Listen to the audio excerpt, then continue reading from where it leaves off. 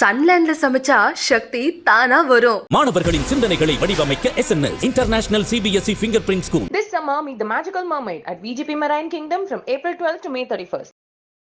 நம்ம சமுதாயத்தில் ரொம்ப தேவையான ஒரு விஷயம் வந்து அரசியல். ஆனால் அன்றைக்கி அதை எல்லாருமே பேசுகிறதுக்கு பயப்படுறாங்க. கேட்டால் சாக்கடைன்றாங்க. அந்த சாக்கடை இருந்தால் தான் இங்கே உள்ள பயிர்கள்லாம் செழிக்க முடியும். அது இங்கே தெரிய மாட்டேங்குது.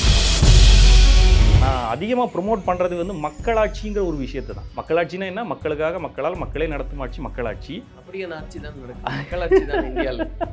அதான் இல்லைன்னு சொல்கிறேன். தமிழ் தேசியம் தான் பேசுகிறீங்களா? கண்டிப்பாக தமிழ் தேசியம் பேசுறதுக்கான காரணம் அங்கேருந்து ஆரம்பிக்குது. ஏனோ ஏன் மக்கள் கொல்லப்பட்டாங்க, இன்றைக்கும் கஷ்டப்பட்டுட்டு இருக்காங்க, இன்றைக்கும் அவங்களுக்கு விடிவு காலம் இல்லை.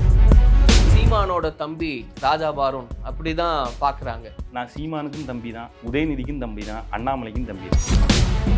திருமாவளவன் மாதிரியான நபர்களை பேசுறது அப்படின்றது ஒரு ஃபேமுக்காகவா? ஸோ இந்த கட்சியில் நான் வெளியிலிருந்து பார்க்கும்போது எனக்கு தெரியுது, அம்பேத்கரோடைய ஃபோட்டோவை மட்டும்தான் போடுவாங்க அந்த பசங்க. தலித்துகள் எல்லாம் ஒன்று அப்படின்னு ஒரு தனித்துவப்படுத்துகிற விஷயத்தை நான் பார்க்குறேன். மேபி இதே கூட சிலர் தற்குறின்னு சொல்லுவாங்க. யார் சொல்லுவாங்கன்னா அதே கட்சியில் உள்ளவங்க தான் சொல்லுவாங்க. ஏன்னா ஏற்றுக்க மாட்டாங்கல்ல. காவிரி நீர் பிரச்சனை இருக்குல்ல, சரி நீங்கள் அங்கே போனீங்க, நீங்கள் என்ன சொல்லியிருந்துருக்கலாம்? இந்த காவிரி நீர் பிரச்சனையை ரெண்டு சைடும் பேசி நாங்கள் இதை சரி பண்ணுவோம்னு ஒரு வார்த்தை சொல்லியிருந்தீங்கன்னா நானே தூக்கி கொண்டாடுவேன் அவங்கள. நீங்கள் என்ன சொன்னீங்க? அங்கே போய் இங்கே உள்ள விசிகா இவங்க உரிமைக்காக போராடும், இங்கே உள்ள விசிகா இவங்க உரிமைக்காக போராடும். இதில் நீங்கள் எத்தனையோ அர்த்தங்களை புரியலாம். ஆனால் பொதுவான அர்த்தம் என்ன இருக்குது? உடல் வலிமை சார்ந்து ஆரோக்கியமாக இருக்கணும், இளைஞர்களை நீங்கள் ஊக்குவிக்கிறதெல்லாம் கடந்தும் கூட அரசியல் பேசுகிறதெல்லாம் பார்க்குறோம். என்ன காரணம்? ஏன்னா ஒருத்தங்க ஒரு புகழ் அடைஞ்சிட்டே வர்றாங்க அப்படிங்கும்போது நம்ம பாதுகாப்பாக இருந்துக்கலாம், இதெல்லாம் பேச வேண்டாம் அப்படின்னு நினைப்பாங்க. ஆனால் நிறைய தைரியமாக நிறைய கருத்துக்களை எல்லாம் முன் வைக்கிறீங்க, அரசியல் பேசுகிறீங்க. என்ன காரணம்? முதல்ல ஆக்சுவலாக என்னுடைய ஃபிட்னஸ் அப்படிங்கிறத நான் ரெண்டு விஷயத்துக்கு பயன்படுத்தணும்னு நினச்சேன். ஒன்று வந்து மோட்டிவேட் பண்ணுறது, இன்னொன்று வந்து அது வந்து ஒரு விளம்பரம். எது அப்படின்னா நல்ல கருத்துக்களையும் நல்ல விஷயங்களையும் மக்கள் மத்தியில் கொண்டு போகிறதுக்கு தேவையான ஒரு விளம்பரமாக பயன்படுத்தணும்னு நினச்சேன். அதை தான் செஞ்சுக்கிட்டு இருக்கிறேன். ஃபஸ்ட்டு என்னுடைய ஃபிட்னஸை வச்சு மோட்டிவேட் பண்ணேன். இப்போ அது விளம்பரம் ஆயிடுச்சு. நான் யாருன்னு நல்லா தெரிய ஆரம்பிக்கிற டைமில் மக்களுக்கு தேவையான நல்ல விஷயங்களை நான் என்ன கருத்துக்களெல்லாம் சொல்லணும்னு நினைக்கிறேனோ அதை சொல்ல ஆரம்பிக்கிறேன். ஆக்சுவலாக இதெல்லாம் ரொம்ப முக்கியமானது. நம்ம உலகத்தில், அதாவது நம்ம சமுதாயத்தில் ரொம்ப தேவையான ஒரு விஷயம் வந்து அரசியல். ஆனால் அன்றைக்கி அதை எல்லாருமே பேசுகிறதுக்கு பயப்படுறாங்க. கேட்டால் சாக்கடைன்றாங்க. அது சாக்கடைலாம் இல்லை. அந்த சாக்கடை இருந்தால் தான் இங்கே உள்ள பயிர்கள்லாம் செழிக்க முடியும். அது இங்கே தெரிய மாட்டேங்குது. ஸோ அரசியல் ரொம்ப முக்கியம். அரசியல் பற்றின புரிதல் நம்ம இளைஞர்களுக்கு இருக்கா அப்படின்னா எனக்கு தெரிஞ்சு 90% இல்லைன்னே சொல்லலாம். ஏன்னா இப்போ நடந்த ஓட்டுப்பதிவில் கூட பார்க்கலாம், ஓட்டுப்பதிவு எவ்வளோ கம்மியாக இருக்குது பார்த்துக்கோங்க. நான் சொல்கிற மாதிரி தான், ஒரு ஓட்டு எதையும் மாற்றாது. ஆனால் ஒவ்வொரு ஓட்டும் கண்டிப்பாக மாற்றத்தை ஏற்படுத்தும். ஒவ்வொரு ஓட்டும் ஒன்றா சேரணும். ஸோ இதை பற்றின ஒரு புரிதல் வேணும். அதனால தான் அதை பற்றி அதிகமாக பேசுகிறேன். எந்த புள்ளியில் இது நம்ம அவசியம் பேசி ஆகணும்னு ஒரு ஒரு ட்ரிகரிங் பாயிண்ட் இருக்கும் இல்லையா? ஒரு கட்டம் வரைக்கும் நம்ம ஓகே அப்படின்னு இருப்போம், நம்ம உண்டு நம்ம வேலை உண்டுன்னு. ஆனால் ஒரு கட்டத்தில் இது அரசியல் பேசி ஆகணும் இந்த சூழல்லன்னு எந்த சூழல் உங்களை தூண்டுச்சு? சூழல் எது தூண்டுதுன்னா நம்ம வாழ்கிற சூழல் தான். நம்ம போகிற இடங்களில் ரோடுகளை பார்த்தோம்னா குண்டும் குழியும் தான், கேட்குறதுக்கு ஆள் இல்லை. ஒரு நம்ம ஏரியாலேயே வந்து இன்றைக்கி தண்ணி இல்லைன்னு வச்சுக்கோங்களேன், டக்குன்னு போய் யார்ட்டையும் கேட்க முடியாது. ஆனால் அதுக்காக ஓட்டு டைமில் வந்து கேட்கக்கூடியவங்க எப்படி கேட்குறாங்க? ஐயா ஓட்டு போட்டுருங்க ஐயா, நான் உங்களை எல்லாம் செஞ்சு தந்துடுறேன் ஐயா அப்படின்னு சொல்கிறாங்க. தட் சேம் பர்சனை ஓட்டு முடிஞ்ச பிறகு நம்மளால் பார்க்கக்கூட முடிகிறதில்ல, நெருங்கக்கூட முடிகிறதில்ல. நான் அதிகமாக ப்ரொமோட் பண்ணுறது வந்து மக்களாட்சிங்கிற ஒரு விஷயத்தை தான். மக்களாட்சினா என்ன? மக்களுக்காக மக்களால் மக்களே நடத்தும் ஆட்சி மக்களாட்சி. அப்படியே ஆட்சி தான் நடக்கும், மக்களாட்சி தான் இந்தியாவில். அதான் இல்லைன்னு சொல்கிறேன். நான் இப்போ ஒரு விஷயம் சொல்கிறேன், உங்களுக்கு அது கரெக்டாக புரிஞ்சிடும். மக்களால் மக்களுக்காக மக்களே நடத்தும் ஆட்சி மக்களாட்சி. அதாவது என் கூட உள்ள என்னுடைய ஒரு சகோதரன் எங்களுடைய வேலைகள் எல்லாத்தையும் பார்த்துக்கிறதுக்காக நாங்கள் எல்லாரும் சேர்ந்து நியமிக்கிறோம். அவன் வந்து எப்போவுமே எங்கள் கூட இருந்து எங்களுடைய பிரச்சனைகளை பார்த்து அதை சரி பண்ணணும். அட் த சேம் டைம் நாங்கள் அவனை ஈஸியாக நெருங்கிறது மாதிரி இருக்கணும். மக்களாட்சியில் மக்கள் தான் தலைவர்களை தவிர நம்ம தேர்ந்தெடுக்கிறவர்கள் தலைவர்கள் இல்லை. மக்கள்கிட்ட தான் வந்து அதிகாரம் இருக்கணுமே தவிர தேர்ந்தெடுக்கிறவர்கள்ட்ட அதிகப்படியான அதிகாரம் குஞ்சு கிடக்கக்கூடாது. ஆனால் இங்கே அப்படியே மாறி இருக்குது. ஒரு மன்னராட்சி எடுத்து பாருங்கள், மன்னரை போய் நம்ம அசால்ட்டாக பார்க்க முடியுமா? முடியாது. ஆனால் மக்களாட்சியில் நம்ம தேர்ந்தெடுத்தவங்கள நினச்ச நேரத்தில் போய் பார்க்க முடியணும். நம்மளுடைய பிரச்சனைகளை அவங்கள்ட்ட கொண்டு சேர்க்க முடியணும். ஆனால் முடியுதா? நிறைய சிரமம் இருக்கு கண்டிப்பா. சிரமம் ஆனா அதுக்கான வழிமுறைகள் இருக்கு அப்படிங்கும்போது அதை கடந்து நம்ம போகணும். ரொம்ப கஷ்டப்பட்டு தான் கடந்து போகணும். Including me also. என்னையே எடுத்துக்கோங்க. நானே ஒரு கொஞ்சோண்டு செலிபிரிட்டி ஆயிருக்கேன்னு வச்சுக்கோங்களேன், வெளியில் தெரியுறேன். நானே ஒரு முக்கியமான ஒரு பிரமுகரை போய் பார்க்கணுன்னா கூட அவ்வளோ சீக்கிரம் போய் பார்க்க முடியாது. அப்போ சாமானியனுக்கு அது எவ்வளோ கஷ்டமானதாக இருக்கும். அப்படிங்கிற போது இங்கே மக்களாட்சிங்கிற போர்வையில் இப்போ நடக்கிற ஆட்சியை சொல்லல, பழங்காலத்துலேருந்தே தான் நடக்குது. மக்களாட்சிங்கிற போர்வையில் எனக்கு தெரிஞ்சு மன்னராட்சி நடக்குதுன்னு ஒரு விஷயம். அதுதான் உண்மையும் கூட. புரிஞ்சுக்கிட்டா நமக்கே தெரியும். சரி, இப்போ நீங்க பேசக்கூடிய கருத்துக்கள் அப்படின்னு நம்ம பார்க்கும்போது அது வந்து தமிழ் தேசியத்தை ஒத்த ஒரு கருத்துக்களை பேசுறதா படுது. தமிழ் தேசியம் தான் பேசுறீங்களா? கண்டிப்பாக. ஏன்னா எனக்கு ஹிந்தி தெரியாது, வேறு மொழிகளும் தெரியாது. என்னையை பொறுத்தவரை நான் தமிழ் பால் குடித்து வளர்ந்தவன். என் தாய்க்கு மேலே தான் எனக்கு பாசம் அதிகம், என் தமிழுக்கு மேலே தான் எனக்கு பாசம் அதிகம். முதல்ல நான் பேசுகிற எனக்கு தெரிஞ்ச என் மொழியில் என் இடத்துல இருக்கக்கூடிய பிரச்சனைகளை சரி பண்ணுவோம். அதுக்கப்புறம் நம்ம அடுத்தது பற்றி பேசணும். நான் இங்கேருந்து அமெரிக்காவில் நடக்கிற விஷயத்தை பற்றி பேசி எனக்கு என்ன யூஸு? முதல்ல ஏன் சமூகத்தை பற்றி நான் பேசி இங்கே உள்ள பிரச்சனைகளை சரியாகணும், இங்கே உள்ளது முதல் சரியாகணும். அதனால் தமிழ் தேசியம் பேசுகிறதுங்கிறது என்ன சொல்கிறது, தமிழுக்காக பேசுகிறேன், தமிழ் நாட்டுக்காக பேசுகிறேன். திராவிட மாடல்னு சொல்லி இப்போ ஒரு ஆட்சி நடக்குது. சமூக நீதிக்கான ஒரு ஆட்சியாக இருக்கும், அனைவருக்குமான ஆட்சி, பிறப்புக்கும் எல்லா உயிருக்கும் அப்படின்னு. அதுவும் நல்ல கருத்துக்கள் ஏற்புடையது தானே. அதிலிருந்து எந்த விதத்தில் மாறுது தமிழ்? பிறப்புக்கும் எல்லா உயிருக்கும் அது ஓகே தான். ஆனால் அதை ஏற்றுக்கிட்டது தமிழில் உள்ள நாமளாக மட்டும்தானே இருக்கிறோம். நம்ம மட்டும்தான் அதை ஏற்றுக்கிறோம். அப்படின்னா மற்ற எவனுமே நம்மளை அதை ஏற்றுக்கல. நம்ம யாரெல்லாம் சேர்த்துக்கலாம், இவங்க எல்லாரும் திராவிடர்கள் நம்ம சேர்த்துக்கிறவங்க, நம்மளை திராவிடர்கள்லாம் சேர்த்துக்கலையே, நீ தமிழனை ஒதுக்கத்தானே செய்கிறாங்க. அப்படிங்கிற போதெல்லாம் தமிழனா பிரிஞ்சிருக்கிறதுல என்ன தப்பு? ஓகே, இங்கே நான் தமிழ் பேசுனா மட்டும் பிரச்சனை. மலையாளின்னு சொன்னால் பிரச்சனை இல்லை. நான் உங்களுக்கு தண்ணி தர மாட்டேன் கர்நாடகா சொன்னேன், கர்நாடகன்னு சொன்னால் பிரச்சனை இல்லை. ஆனால் நான் தமிழ்னு சொன்னால் மட்டும் பிரச்சனை. என்ன காரணம்? தமிழ்நாட்டில் எல்லாமே இருக்குது. அவங்க எடுத்துக்கிறது அதிகமாக தமிழ்நாட்டில் இருந்து. ஸோ நான் தமிழ்னு பேசினா அவனால் எடுத்துக்க முடியாது. அந்த ஒரு காரணம் தான் எனக்கு படுது. எங்களுக்கு தண்ணி தர மாட்டேன். மாநில அளவில் சொல்கிறீங்க, இருவேறு மாநிலங்களுக்கு இடையில இருக்கக்கூடிய பிரச்சனை அப்படின்னு. இப்போ நம்ம தமிழ்நாடுன்னு எடுத்துக்கிட்டோம்னா கிட்டத்தட்ட 50 ஆண்டுகளுக்கு மேலே வந்து திராவிட மாடலில் தான் ஆட்சி நடக்குது. இன்றைக்கி தான் அது திராவிட மாடல் நம்ம ஸ்டாண்ட் பண்ணுறோம். ஆனால் திராவிட மாடல் ஆட்சி தான் நடக்குது. அப்படி இருக்கும்போது எல்லா விதத்துலையும் அதிகபட்சமாக தமிழகம் அப்படின்ட்டு வளர்ந்து தானே இருக்குது. அப்போ எந்த இடத்துல அது ஒரு குறைபாடு கண்டுபிடிச்சு அதுக்கு மாற்று தமிழ் தேசியம் வரணும்னு நினைக்கிறேன். தமிழகம் வளர்ந்துருச்சுன்னு சொல்கிறோம். நம்ம தமிழ் மண்ணில் உள்ள தமிழ் மக்கள் ஈழத்தில் இறந்து போனாங்களே, எக்கச்சக்கமாக கொன்று குவிக்கப்பட்டாங்களே. அப்போ இந்த திராவிடமும் அதுக்காக போராடலை, இந்த தமிழமும் அதுக்காக போராடலை. என் மக்கள் செத்து போனது எனக்கு தெரியும்ல. என் மொழி பேசுகிறவனை தானே நான் என் அண்ணன் தம்பியை யோசிக்க முடியும். அதுக்கு பிறகு தானே நான் அடுத்தவனை வந்து என்னுடைய சொந்தக்காரனை யோசிக்க முடியும். என் மொழி பேசுகிறவன் தான் என் சொந்தக்காரன். அவன் எங்கே செத்து குவிஞ்சிட்டு இருக்கும்போது நீங்கள் என்ன பண்ணிகிட்டு இருந்தீங்க?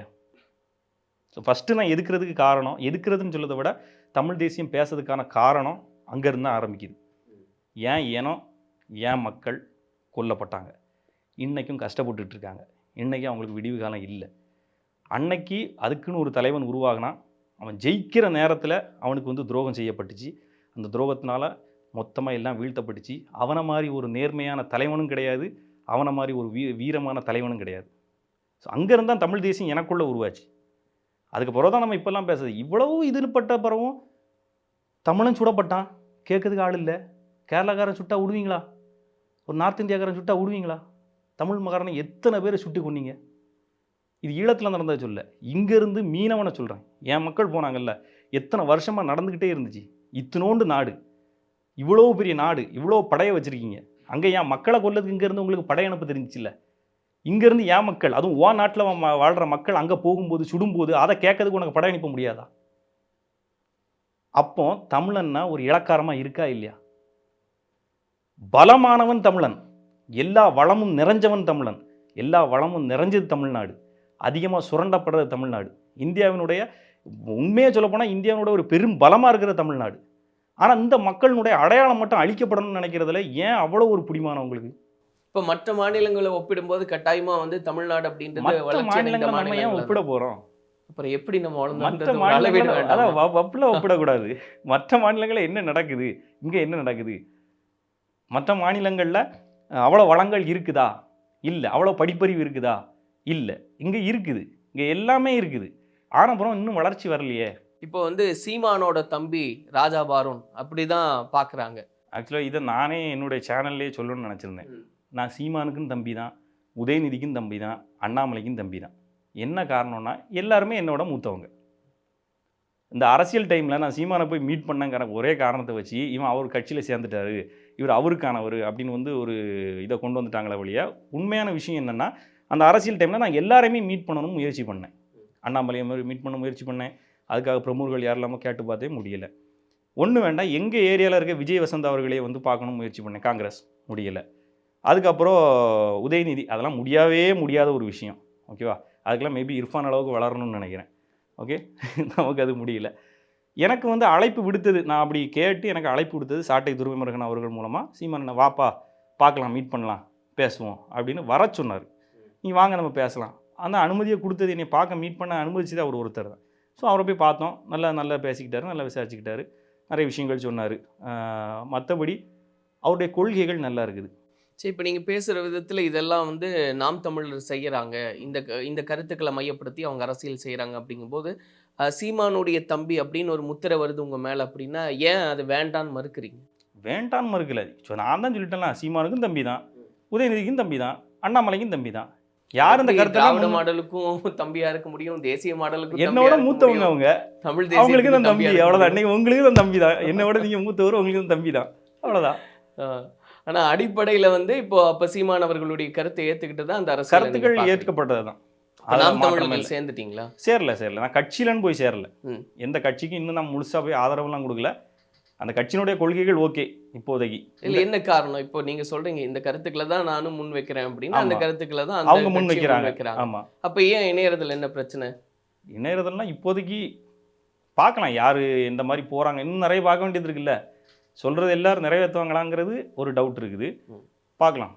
இப்போ சமீபத்திய உங்களுடைய வீடியோக்கள் அப்படின்னு பார்க்கும்போது குறிப்பாக வந்து திருமாவளவன் அவர்களை வந்து டார்கெட் பண்ணுற மாதிரியான ஒரு வீடியோ அப்படின்றதெல்லாம் பார்க்குறோம். எந்த அடிப்படையில் என்ன கருத்து முன் வைக்கணும்னு? ஆக்சுவலாக சிம்பிளான விஷயம் ஒன்று தான். அவர் வந்து நானும் இப்படி இப்போ நீங்கள் சீமானை எப்படி சொன்னீங்களோ அதே மாதிரி விடுதலை சிறுத்தைகள் அவரையும் நான் மரியாதையாக ரொம்ப நேசித்த ஒரு மனிதன் தான். என்ன காரணம்? சேம், நான் தலைவனாக நினைத்தவருடைய தம்பியாக இருந்தவர் அவர். அவரை போய் பார்த்து அவர் கூட கூடி அவருடைய விஷயங்களை இங்கே கொண்டு வரணும்னு நினச்சவர். விடுதலை புலிகள்ங்கிற பேர்லேயே விடுதலை சிறுத்தைகள்ங்கிற பேரில் தான் இங்கே ஆரம்பித்தார். அது எதற்கானது? தமிழுக்கானது. உண்டா இல்லையா? அப்போ தமிழர்களுடைய பிரச்சனைகள் எல்லாத்தையும் தீர்க்கிறதுக்காகத்தான் நீங்கள் வந்தீங்கன்னு சொன்னீங்க, ஏற்றுக்கிறேன். ஓகே.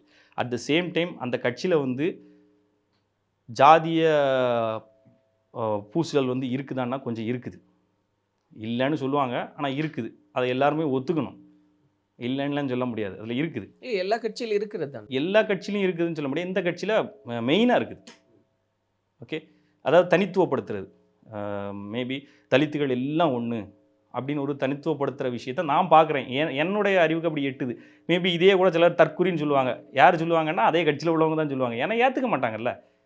இப்போ நானே வந்து எந்த கட்சியில் இருக்கக்கூடியவங்களும் அந்த கட்சியில் இந்த பிரச்சனை இருக்குப்பான்னு சொல்லும்போது அது தெரிஞ்சாலுமே வந்து ஏற்றுக்க மாட்டாங்க. அதனால தான் நான் சொல்கிறேன், இப்போதைக்கு நான் எந்த கட்சியிலையும் சேரல. வெளியிலேருந்து பார்ப்போம். நாளைக்கு நாம் தமிழர் கட்சியில் ஒரு தவறு இருந்தாலும் நம்ம சொல்லணுமா வேண்டாமா? சரிதானா? அதே மாதிரி எந்த கட்சியில் இருந்தாலும் நம்ம சொல்லணும். ஸோ வெளியிலேருந்து பார்ப்போம். ஃபஸ்ட்டு நான் வெளியிலேருந்து நடுநிலையாக இருந்து தான் சொல்கிறேன். ஸோ இந்த கட்சியில் நான் வெளியிலேருந்து பார்க்கும்போது எனக்கு தெரியுது, அம்பேத்கரோடைய ஃபோட்டோவை மட்டும்தான் போடுவாங்க அந்த பசங்க.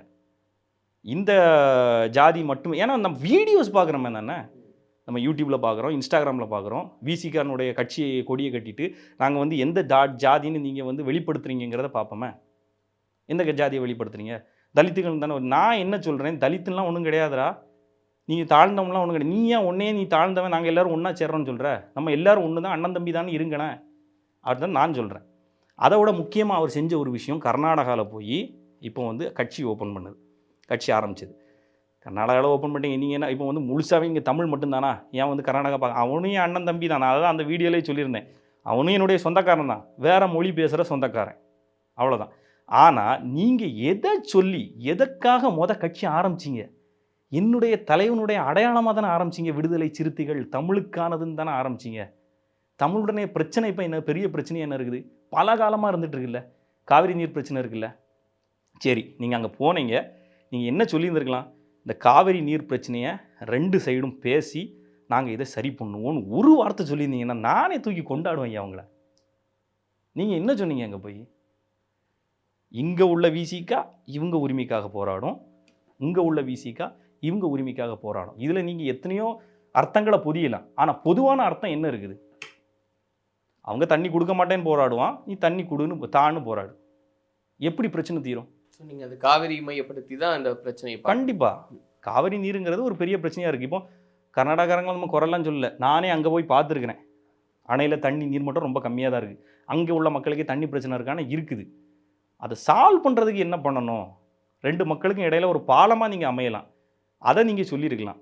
அதை விட்டுட்டு இவங்க இவங்களுக்காக போராடுவாங்க, அவங்க அவங்களுக்காக போராடுவாங்க. அவங்க நிலைப்பாடு என்னவோ அந்த நிலைப்பாட்டில் அவங்க இருப்பாங்க, இவங்க என்ன நிலைப்பாடோ அந்த நிலைப்பாட்டில் இங்கே இருப்பாங்க அப்படின்னு சொல்கிறதுல என்னுடைய தலைவனுடைய பேரால் உருவாகி தமிழுக்காக போராடுறேன்னு வந்துட்டு இப்போ நீங்கள் அதே பேரில் அங்கே ஆரம்பிக்க வேண்டியதில் என்ன நோக்கம் இருக்குது? தமிழ் தேசியம்னு பேச ஆரம்பிச்சிங்க. தமிழ் தேசியம்னு கூட அவர் பேசணும்னு வச்சுக்கோங்களேன். ஆனால் அவருடைய அடையாளம் என்ன? தமிழ் தான் அடையாளம், உண்டா இல்லையா? விடுதலை சிறுத்தைகள்ங்கிறது விடுதலை புலிகளுடைய இன்னொரு உருவமாக தானே வந்துச்சு. ஆனால் அதில் புகுத்தப்பட்டிருக்க விஷயங்கள் என்னெல்லாம் இருக்குது. ஸோ நான் அவரை ரொம்ப மரியாதையாக வச்சுருந்தேன், இப்போவும் வச்சுருக்கிறேன். ஆனால் இந்த ஒரு விஷயம் எனக்கு அவர்கிட்ட வந்து ரொம்ப சங்கடத்தை உருவாக்கிச்சு. அதை பேசியிருந்தேன். இதெல்லாம் கடந்து அரசியலில் எந்த மாதிரியான ஒரு விஷயத்தை முன்னெடுக்கணும்னு ஒரு பெரிய ஆர்வம் இருக்குது உங்களுக்கு? எனக்கு அரசியல் ரீதியாக நான் வந்து கட்சியில் சேரணும் அப்படிலாம் ஒன்றுமே இல்லை. என்னையை பொறுத்தவரை இந்த நம்ம நாட்டில் வந்து மக்களாட்சி மலரணும்னு நினைக்கிறேன். ஏன் பார்வைக்கு மக்களாட்சி இல்லை பிரதர்? இப்போ அரசியலில் சேர்ற மாதிரி ஒரு ஐடியா இல்லை அப்படின்னா இப்போ திருமாவளவன் மாதிரியான நபர்களை பேசுறது அப்படின்றது ஒரு ஃபேமுக்காகவா? ஃபேம் இல்லையே. அப்படின்னா சீமானு பேசுறது என்ன ஃபேமா? இல்லை நாளைக்கு உதயநிதி ஒரு விஷயம் பண்ணுறாரு அதை பேசுனது ஃபேமா? இவர் அந்த விஷயம் செஞ்சதுனால தான் அவரை பற்றி பேச போகிறோம். இல்லைன்னா அதுக்கு முன்னாடி அவரை பற்றி பேசவே இல்லையே. அப்போ நோக்கம் என்ன? நம்ம வந்து என்ன செய்யணும் அப்படின்ற ஒரு ஆர்வம். அரசியல் ரீதியாக உள்ளே புகுந்து என்ன பண்ண போகிறீங்கன்னு கேட்குறீங்களா? உள்ளே புகுறதுக்கு இப்போதைக்கு நமக்கு ஐடியா இல்லை. இப்போதைக்கு அவேர்னஸோட ஸ்டாப் பண்ணுறேன். வருங்காலம் எப்படி இருக்குன்னு நமக்கு தெரியல, பார்க்கலாம். சன்லேண்ட்ல சமைச்சா சக்தி தானா வரும். மாணவர்களின் தனித்திறமைகளை மேம்படுத்த SNS international CBSE finger print school. This summer, meet the magical mermaid at VGP Marine Kingdom from April 12 till May 31st.